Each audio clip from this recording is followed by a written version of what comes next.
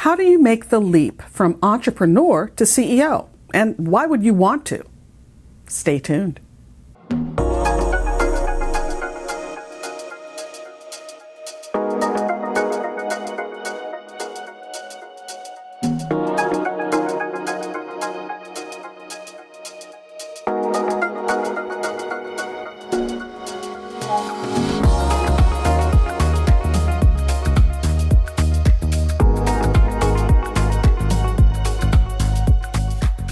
Hi entrepreneurs, I'm Vicky Brown, and you're in the right place if you want to engage your team, boost your business, and grow your leadership muscle.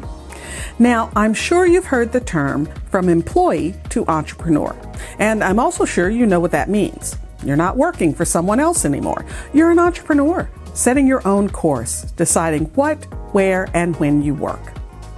Now, I know lots of people want to, and do, move from employee to entrepreneur. But what about making the leap from entrepreneur to CEO? What's the difference? Well, it's rooted in what you envision for your business. I guess the best way I can explain it is to give you a little peek into how I got here. You see, when I first started my first business, a colleague of mine constantly teased me because I kept referring to we. We're going to do this. We got that client. We need to change this. She wanted to know who was this magical we I kept talking about. Because truth be told, it was really just me. I was a one-woman show, doing everything, planning everything, executing on everything. But in my mind, I already had a full-blown company with a team. I knew from day one that I wanted Idomeneo to grow to be a good-sized company with a full team so that we could offer a variety of HR services to our clients. Maybe even go beyond that, which in fact we did with insurance services and now our education division, IDEO Ventures. Okay, I know, I'm getting ahead of myself. Anyway, like I said, I was very clear on what I wanted this company to be. And I was like a homing pigeon, 100% focused on the vision. And that was important because it totally influenced the way I built the company's foundation. Maybe you've heard the phrase, begin with the end in mind. Well, that was me. I could actually see it. Heck, I even built an org chart. That's right, when I was the only employee, I had a future org chart of over 50 people. Now, and please hear me, there is absolutely nothing wrong with wanting a lifestyle or boutique business or wanting to stay a solopreneur. If that's your vision, then go for it.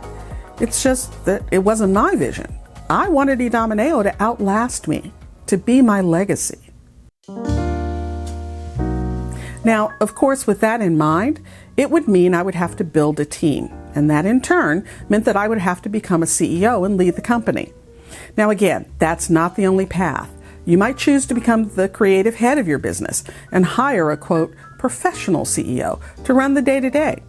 Well, there are all sorts of ways you can structure things, but I knew I wanted to grow into the role and take it on myself. So that brings me to the first question you have to ask yourself. Do you even want to be a CEO? Because if you really want something else, some other type of structure for your business, then you'll have to get real with yourself and start the doing of getting things in place. Going out and finding those people who can run part or all of the business for you. But if you're going to be the grand poobah, then you're going to have to get comfortable leveling up your skill set. Doing the job is one thing. Managing people to do the job is another. And motivating people to follow your lead, well, that's a completely different muscle altogether. First, you have to get really comfortable with delegating. I had to let go of my perfectionism and my only childness and admit to myself that other people could not only do the job, but they might actually be much better and more experienced at it than I was. Holding on to doing everything is the number one mistake I had to get over.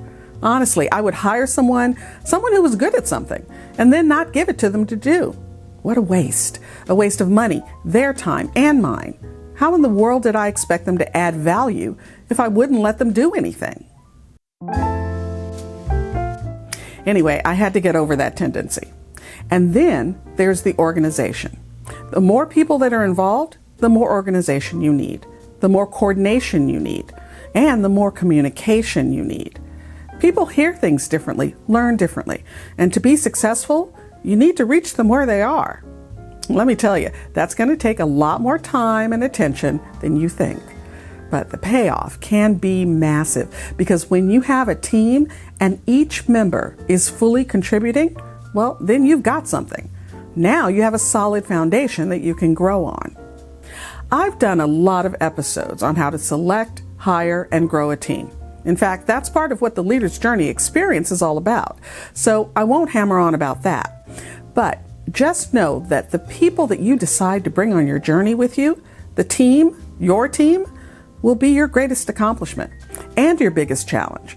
Because like I said earlier, motivating people to follow your lead, well, that's an art and a science.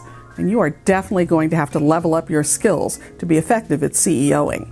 And it's not just people skills. You've got to get your arms around the technical side of the job too.